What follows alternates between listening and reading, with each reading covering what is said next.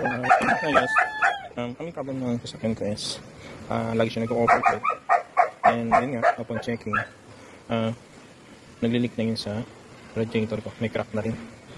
So, ngayon, ang tatanggalin natin is yung radiator. Tapos, sabihin yung pagkabit ng fan. Mamaya. Yan. So, tinanggal ko na yung fan. Wala na. Radiator na lang. So, kita nyo, since na pa yan, 2010 pa yan. So, sige, tanggalin na natin.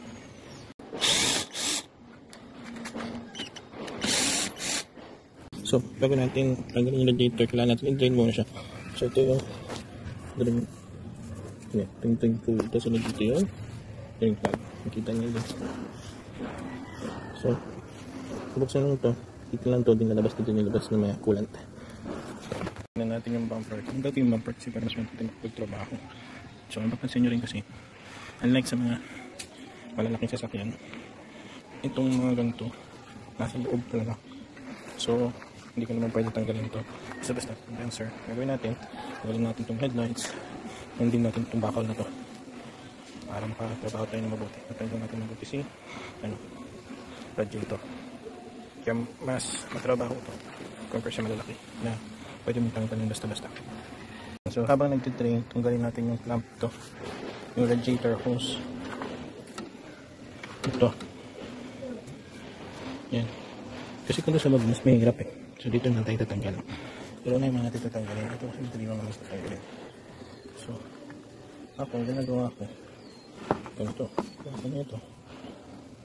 Spreader. Ang spread. Diba? Iwas marami. Ano ba? Ito yung coolant container. Engine coolant container. So, yung kami small na ito. Baka ng lights. Wala pang ano. Budgeted talaga tayo DIY. Spread ko na konti. Spread. Yan. Tapos doon. Tama. Yan. Dito. Ito. Tama ito. Yan.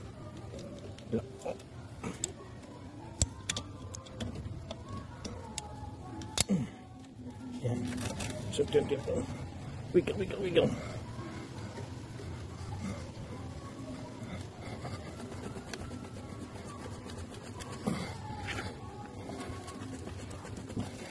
Tigas.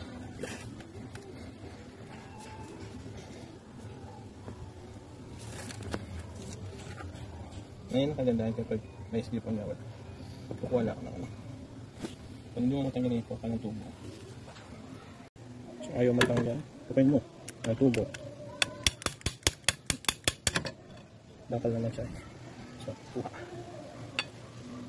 so mga kailangan tanggalin is itong ako kasi hindi ako gumagamit na ganito na lang. So dadalian ako.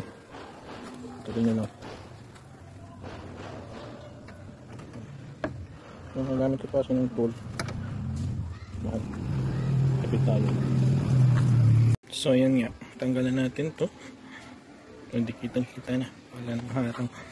Yun. So yan, napansin ko na sumisirit siya. Basag na pala to. Yan. So tingnan nyo naman. Wow. Parang putek. So ito. Ginoo. Putik. So pwede nang dito hilain yan. Eh wait lang. Tanggalin muna natin itong ano. Condenser. Hindi pala pwedeng tanggalin yung condenser. So condenser na naman. Okay.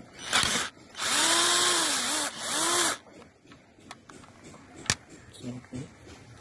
Susunod napapalitan natin yung condenser. Sige lang talaga. Yung reklamo na. So kung nakikita mo, biyak-biyak na rin yung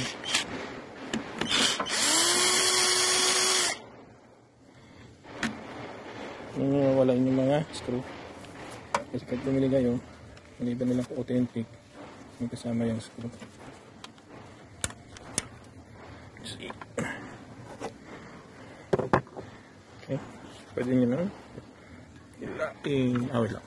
Kasi nakapatong nga palang condenser sa kapatong condenser sa ano eh. Makikita nyo, kapatong condenser sa radiator. So, bigyan ko na. Yan. Yan ang radiator. Yan na, comparison. At siya. Mas bagong kino. Okay. Tingnan mo naman. Oh. Sa loob. Parado na rin. Talaga. May mga bara-bara na siya.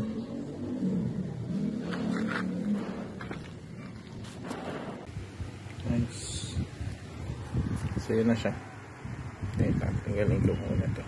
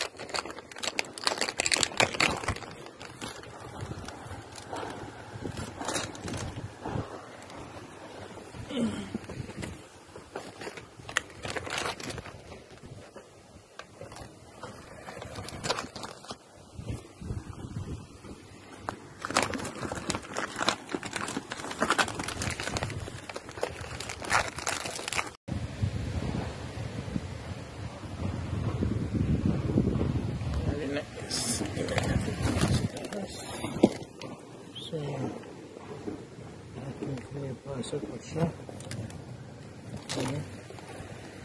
Wala na. Ayan, itsura niya. So far, promising.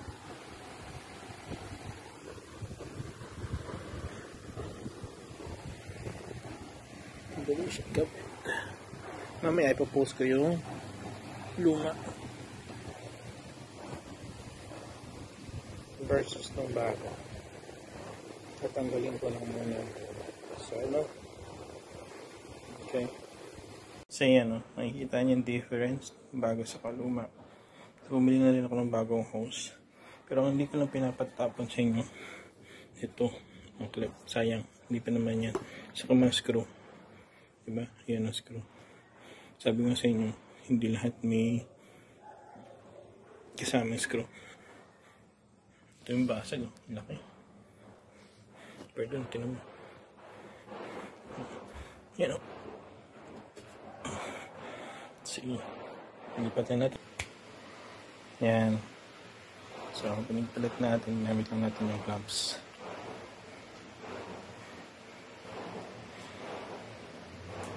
So, next natin dyan is yung fan. Kabit na natin gamit yung screw. Sige. So, yan. Kakapit na yung screw. Kakapit na natin siya. There go. So, yan. Kabit ko na. Set up na. So, next, mamaya ikabit na ng lahat. And then, papanda rin. Check ko may leak. Puli wala. So, okay. Testing natin. So, wala naman na yun. Yan.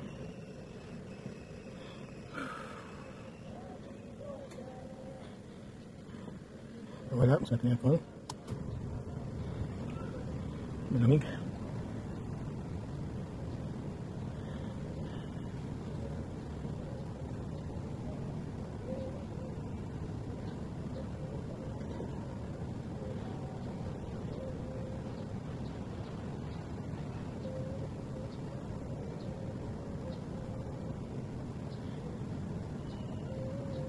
So far, wala.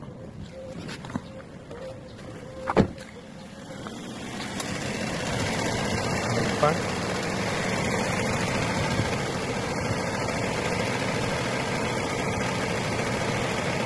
Ha?